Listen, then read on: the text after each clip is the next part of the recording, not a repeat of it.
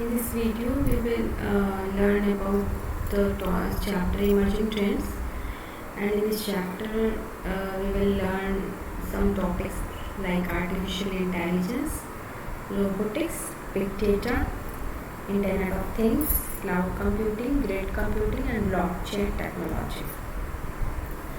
So, first of all, what do you mean by artificial intelligence? Artificial intelligence is comprised of two words, artificial and intelligence. मतलब ये दो शब्दों से बना है, artificial और intelligence. Where artificial means man-made and intelligence means thinking power. मतलब artificial का मतलब आप जैसे जानते हैं कि जो आदमी ने बनाया है, जो आदमी द्वारा बनाया गया है, और intelligence जो thinking power को represent करता है. इसका मतलब AI को अगर हम मिला देंगे तो बन जाएगा a man made thinking power. जो आदमी ने तो बनाया है लेकिन कैसा है, वो खुद ना सोच सकता है, उसकी खुद की थिंकिंग पावर है. तो artificial intelligence refers to the, और भी कैसे मतलब सेकेंड में दूसरी तरह से मैं ऐसे डिफाइन कर सकते हैं कि it refers to the simulation of human intelligence in machines that are programmed to think like humans and mimic their actions. मतलब आर्टिफिशियल इंटेलिजेंस हम कह सकते हैं कि मशीन्स में हमने ह्यूमन इंटेलिजेंस डाल दी है बाई अवर प्रोग्रामिंग, जिससे कि वो मशीन आदमी की तरह सोच सके, उसकी तरह एक्शन कर सके. तो कुछ एग्जांपल्स हैं, जैसे कि नंबर 1 मैं लेती हूँ सोशल ह्यूमनाइड रोबोट सोफिया. ये एक बनाया है रोबोट, सोफिया इसका नाम है, आपने सुना होगा. ये आर्टिफिशियल इंटेलिजेंस के अंदर आता है. इसमें ये रोबोट सारा काम करती है और बिल्कुल वैसे ही बिहेव करती है जैसे एक ह्यूमन करता है. सीरी और एलेक्सा बहुत ज़्यादा आपने सुना है, एलेक्सा का बहुत ज़्यादा यूज़ भी किया होगा बहुत लोगों ने, और सीरी भी कभी यूज़ आपने अगर नहीं देखा है तो जिनके पास भी एप्पल आईपैड है या फिर और भी आप नेट पे भी देख सकते हो. ये सारे जो एग्जांपल्स हैं smart home devices like Google's nest, self driving car है जो टेस्ला ने बनाई है, ऑनलाइन गेम्स हैं लाइक एलियन आइसोलेशन, ये सभी एग्जांपल्स हैं आर्टिफिशियल इंटेलिजेंस के. फिर हम आ जाते हैं immersive experience with extended reality. Extended reality को शॉर्ट में XR बोलेंगे. तो extended reality is an umbrella term that covers all of the various technologies that enhance our senses and gives us immersive experience. ये एक ऐसा extended reality मतलब एक ऐसा टर्म है जो बहुत सारी टेक्नोलॉजीज को कवर करता है. कौन सी टेक्नोलॉजीज? जो हमारे senses that are enhance our senses, जो हमारे सेंसेस को इनहैंस करती हैं और एक इमर्सिव एक्सपीरियंस, हमें एक अलग तरह का एक्सपीरियंस देती है. इट इंक्लूड्स टेक्नोलॉजी, इसमें बहुत सारी टेक्नोलॉजी इंक्लूडेड हैं जिसमें है वर्चुअल रियलिटी, शॉर्ट फॉर्म में VR बोलेंगे, augmented reality that is AR, and mixed reality that is MR technologies. तो one by one we will discuss about this all technologies. तो first of all virtual reality.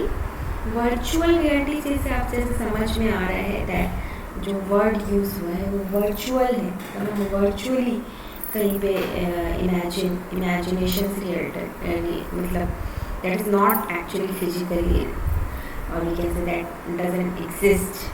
It is virtual reality is use of computer technology to create a simulated environment. Unlike traditional user interfaces, VR places the user inside an experience.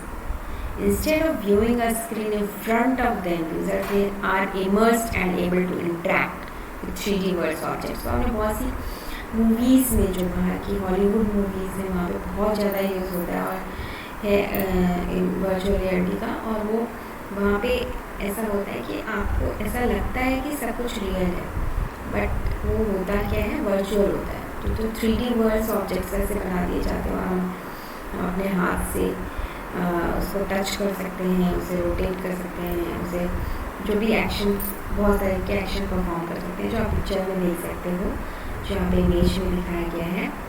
तो application of immersive experience कहाँ है, मतलब कहाँ इसका application है? Retail and e commerce, art, entertainment, video games, interactive storytelling, military, education. In these all fields, immersive experience are used. Virtual reality makes it possible for users to interact with the virtual environment with multiple senses, as many senses as possible, including sight. मतलब आप देख सकते हो, hearing, touch, सुन सकते हो, छू सकते हो, sometimes even smell and sensory. VR gloves and instrumented and sensory VR body suit, और आप ये स्मेल भी कर सकते हो। उसके लिए जो VR gloves और body suits, sensory body suits भी होते हैं, उनको आप यूज़ करके भी ऐसा फील कर सकते हो। ऑगमेंटेड रियलिटी क्या है? It is a technology that transforms the view of physical real world environment with superimposed computer generated images, thus changing the perception of reality. मतलब कि एक ऐसी टेक्नोलॉजी है जो ट्रांसफॉर्म करता है view of physical real world, मतलब जो फिजिकली जो रियल वर्ल्ड एनवायरनमेंट है उसका व्यू ट्रांसफॉर्म करता है विद सुपर इम्पोज कंप्यूटर। जो हमने कंप्यूटर के द्वारा इमेजेस बनाई हैं उनसे ही सुपर इम्पोज करके, मतलब उसमें डाल के चेंजिंग द परसेप्शन ऑफ, तो रियलिटी का जो परसेप्शन है वही चेंज हो जाता है। तो जैसे पोकेमॉन गो गेम अगर आपने खेला है या आपने देखा है, तो आप उसमें जिन बच्चों ने देखा है वो जानते होंगे कि कैसे इसमें ऑगमेंटेड रियलिटी का यूज़ हो रहा है। मतलब हमने रियल वर्ल्ड एनवायरनमेंट में कुछ कंप्यूटर जनरेटेड इमेजेस है उनको डालकर ऐसा चेंज कर दिया है कि रियलिटी का परसेप्शन ही चेंज हो गया, मतलब मिक्स एक तरह से उसमें दोनों में डाल के बहुत अच्छा सा अलग सा व्यू आता है ऑगमेंटेड रियलिटी में। तो ऑगमेंटेड रियलिटी और वर्चुअल रियलिटी में एक्चुअली में डिफरेंस क्या है? तो augmented reality it is a mix of the real world and the virtual world, तो दोनों को मिक्स करके बनाया गया है। मतलब जो दोनों को मिक्स कर देते तो हम कहते हैं ऑगमेंटेड रियलिटी है। वर्चुअल रियलिटी कम्प्लीटली वर्चुअल है, तो it creates an entire virtual world. Augmented reality में it lets people interact with both worlds and distinguish clearly between both. तो इसमें इंटरेक्ट करता है आदमी दोनों ही तरह के वर्ड से, मतलब रियल वर्ड से भी वर्चुअल वर्ड से भी, और उसे हम डिस्टिंग्विश भी कर सकते हैं। लेकिन वर्चुअल रियलिटी में in this case it is hard to differentiate between what is real and what is not real, क्योंकि everything is virtual, everything is not real. Augmented reality में it is generally achieved by holding a smartphone in front of you, and virtual reality is generally achieved by wearing a helmet or goggles. तो जो goggles जो का helmet होता है उसको पहन के हम वो virtual reality फील कर सकते हैं। और augmented में आप जो आपका स्मार्टफोन है उसी में आप जैसे पोकेमॉन वो गेम है या आपने उसमें फील कर सकते हो, उसमें देख सकते हो कि कैसे इसमें रियल वर्ल्ड और वर्चुअल वर्ल्ड मिक्स किया जा रहा है। ये डायग्राम है जिसमें आप समझ सकते हो, जिसको आप देख के आइडिया लगा सकते हो कि जो AR है मतलब ऑगमेंटेड रियलिटी है, refers to the enhanced form of real world images, और इसमें 75% रियल होता है, 25% वर्चुअल होता है। जबकि VR जो वर्चुअल रियलिटी है is an artificially created world with the help of visual and virtual elements. तो 75% वर्चुअल है, 25% ही रियल है। तो virtual reality completely blocks the existing reality. You see a fictional universe. You see a fictional universe created with the help of specialized hardware. Hardware की ज़रूरत है उसके लिए, specialise जो हेलमेट गूगल्स पहन के हम उसे फील कर सकते हैं। ऑगमेंटेड रियलिटी में ऐसा कुछ नहीं है, includes our existing reality only with new elements, hints graph and graphics और characters। मिक्स्ड रियलिटी फिर दोनों का मिक्स करके अगर हम कहें तो मिक्स रियलिटी से combined technology that makes use of both augmented and virtual, that's what mix. फिर हम आ जाते हैं मशीन लर्निंग में। मशीन लर्निंग क्या है? It is an application of artificial intelligence that provides system the ability to automatically learn and improve from experience without being explicitly program. मतलब ये मशीन लर्निंग आर्टिफिशियल इंटेलिजेंस की ही application है, जिसमें system में हम ये एबिलिटी देते हैं कि वो ऑटोमेटिकली लर्न करे, अपने आप लर्न करे और अपने आप को इम्प्रूव करे एक्सपीरियंसेस से, बिना उसे बिना वो प्रोग्रामिंग किए उसके ऊपर, मशीन के ऊपर बिना प्रोग्रामिंग किए वो अपनी तरफ से ही ऑटोमेटिकली अपने आप ही लर्न करे और अपने आप ही एक्सपीरियंसेस से इम्प्रूवमेंट करे। तो machine learning focuses on the development of computer program that can access data and use it learn for themselves. Machine learning कैसे किस पर फोकस करते हैं? On the development of computer, ऐसे प्रोग्राम को डेवलपमेंट करने के लिए, कैसे के डेवलपमेंट में जो डेटा को एक्सेस कर सकता है और उसको यूज़ कर सकता है लर्न करने के लिए। The process of learning begins with observation और डेटा। लर्निंग की प्रोसेस कैसे बिगिन होती है? मतलब जो हमें डाटा है उसमें ऑब्जर्वेशन करके, such as examples direct experience और instruction, in order to look for patterns in data and make better decision in the future based on the example that we provide। मतलब आप जैसे मुझे डाटा दे रहे हैं तो उसमें वो बेटर डिसीजन ले सके, मेक बेटर डिसीजन, मतलब अपने एक्सपीरियंस से वो और अच्छा कर सके। The primary aim is to allow the computer learn automatically. Actually उसका एम ये है कि कंप्यूटर जो है वो अपने आप ही लर्न करे, उसमें ऐसा ना हो कि हमने वो प्रोग्राम लेते हैं सिर्फ उसी के अकॉर्डिंग उसे वो काम कर रहा है, नहीं। आर्टिफिशियल इंटेलिजेंस हो जाता है कि उसमें वो कुछ एक्स्ट्रा वर्क करे, मतलब उसे अपने आप लर्न करना भी सीखे विदाउट ह्यूमन इंटरवेंशन, बिना ह्यूमन इंटरवेंशन के और असिस्टेंस, बिना उसकी हेल्प के, एंड एडजस्ट एक्शंस अकॉर्डिंगली, और अपने आप अकॉर्डिंगली उसके एक्शन ले ले जैसे कि ह्यूमन लेता है। ह्यूमन में तो कोई मशीन नहीं है, तो ह्यूमन अपना डिसीजन लेता है कि यहाँ पे ऐसा है तो मैं ये करना है, वैसे ही मशीन भी काम करने लगे ह्यूमन की तरह। तो मशीन लर्निंग का मतलब ही ऐसी एप्लीकेशन है जो मशीन को अपने आप लर्न करना और एक्सपीरियंस से इम्प्रूवमेंट करना सिखाए। जैसे हम यहाँ देख सकते हैं ट्रेडिशनल प्रोग्रामिंग है और मशीन लर्निंग है। तो ट्रेडिशनल प्रोग्रामिंग में क्या होता था कि हमने कंप्यूटर में डाटा दिया, प्रोग्राम दिया और हमें आउटपुट मिला, हम उसे प्रोग्राम दे। प्रोग्राम क्या है? It's a set of instructions the computer follow, और डाटा हम उसे रॉ फैक्ट्स दे तो उसको उसमें अप्लाई कर रहे हैं और कुछ आउटपुट दे। तो an algorithm that learns from data identifies the pattern in the data and stores the learning model. Apply the model to predict on new data and apply to quickly change, refresh and enhance the model with changing data and new data sets। जो यहाँ पे लिखा हुआ है इसे आप देख सकते हैं डायग्राम में कि ट्रेडिशनल प्रोग्रामिंग में कैसा था, मशीन लर्निंग में क्या था। मशीन लर्निंग जिसकी हम बात कर रहे हैं, कंप्यूटर से हम डाटा दे रहे हैं और आउटपुट दे रहे हैं और हमें प्रोग्राम मिल रहा है, मतलब कि वो आउटपुट से सीख रहा है कि उसे कैसा प्रोग्राम होना है, इसमें कैसी प्रोग्रामिंग होनी। तो machine learning is very much different from the traditional programming. यहाँ पे एक डायग्राम के थ्रू अभी आप देख सकते हैं मशीन लर्निंग की एप्लीकेशंस हैं बहुत सारी। फेशियल रिकॉग्निशन है, ऑटोनोमस है, एडवर्टाइजिंग एंड बिजनेस इंटेलिजेंस में यूज़ होता है, filtering algorithm, new face recommendation engine, Google ना माइक्रोसॉफ्ट वर्ड ना एप्पल सीरी, सब में मशीन लर्निंग अप्लाई हो रही है। ऑप्टिकल कैरेक्टर रिकग्निशन है, OCR जिसे कहते हैं, पॉलिटिकल कैंपेन्स हैं, प्रेडिक्टिव पॉलिसिंग है, सर्वेलेंस सिस्टम्स हैं, इस सब जगह मशीन लर्निंग एप्लीकेशन का यूज़ हो रहा है।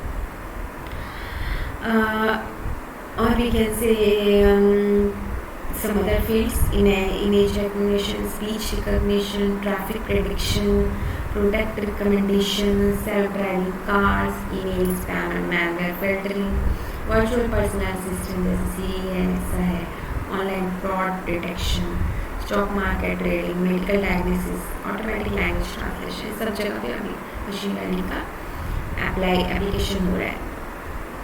फिर हम आ जाते हैं नेचुरल लैंग्वेज प्रोसेसिंग, जिसमें NLP भी कहते हैं, नेचुरल लैंग्वेज प्रोसेसिंग। इसका मतलब क्या है? It is a way of computer to analyse, understand and derive meaning from a human languages such as English, Spanish, Hindi etcetera. तो ये NLP नेचुरल लैंग्वेज प्रोसेसिंग जो एक ऐसा तरीका है कंप्यूटर का, जो इसमें कंप्यूटर क्या करता है, एनालाइज करता है, अंडरस्टैंड करता है, समझता है और मीनिंग को डिराइव करता है ह्यूमन लैंग्वेज, जो भी ह्यूमन उसमें बोल रहे हैं इंग्लिश में, स्पेनिश में, उसको एनालाइज, अंडरस्टैंड और डिराइव करता है। It is a technology actually that is used by machines, जो मशीन यूज़ करती है technology to understand, analyse and manipulate and interpret human languages. Human language को एनालाइज करना, समझना, मैनिपुलेट करना और उसको इंटरप्रेट करना। तो no can say Alexa play this song, जैसे आप कहते हो ना, एलेक्सा एक मशीन लर्निंग का ही एग्जाम्पल है। तो आपने उससे बोला कि Alexa play this song and device start playing that music. The complete interaction was made by possibly by NLP। आप along with other AI elements such as machine learning and deep learning। अब आप उसे English में बोल रहे हो तो उसमें इंग्लिश में प्रोग्रामिंग बोलिए, या आप हिंदी में बोल रहे हो तो हिंदी में भी समझ रहे हैं।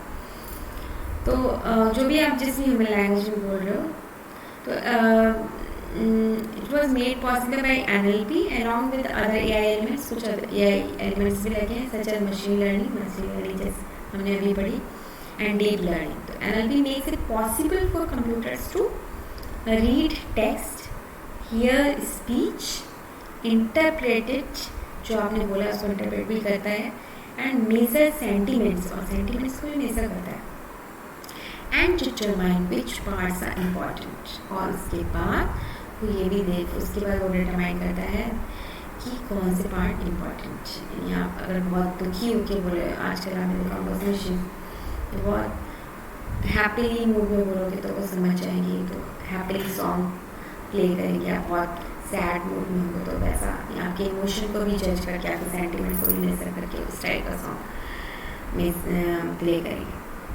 फिर हम यहाँ पे देख सकते हैं नेचुरल लैंग्वेज प्रोसेसिंग का एक डायग्राम है, जिसमें हमें दिख रहा है कि मशीन ट्रांसलेशन भी हो रहा है, इंफॉर्मेशन रिट्रीवल भी हो रहा है, सेंटीमेंट एनालिसिस भी हो रहा है, इंफॉर्मेशन एक्सट्रैक्शन हो रहा है, एंड क्वेश्चन आंसरिंग हो रहा है। ये सब जगह नेचुरल लैंग्वेज प्रोसेसिंग का यूज़ हो रहा है।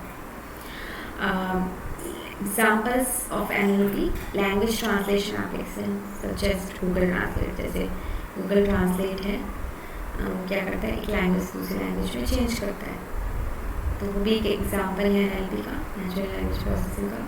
वर्ड प्रोसेसर जैसे माइक्रोसॉफ्ट वर्ड है, grammatically that employ NLP to check grammatically accuracy of text. तो अगर आप स्पेलिंग मिस्टेक करते हो तो आपको वहाँ पर बताता है कि आपने गलती की, इसको सही करो।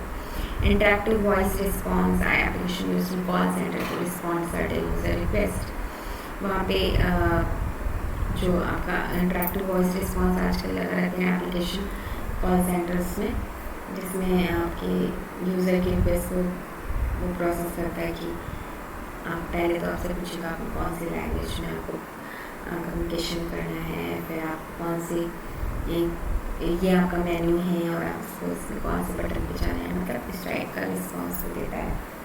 पर्सनल असिस्टेंस एप्लीकेशन जैसे okay, Google, Siri and Alexa. कुछ पर्सनल असिस्टेंट एप्लीकेशन भी हैं, इनका यूज़ आपने बहुत लोगों ने किया होगा, इसमें भी NLP का यूज़ होता है। अब हम आ जाते हैं रोबोटिक्स पे। रोबोटिक्स जैसा कि आपको टर्म की से समझ में आ रहा है कि रोबोट से बना है, तो robotics is an interdisciplinary branch of engineering and research area for information engineering, computer engineering, computer science, mechanical engineering, electronic engineering and others।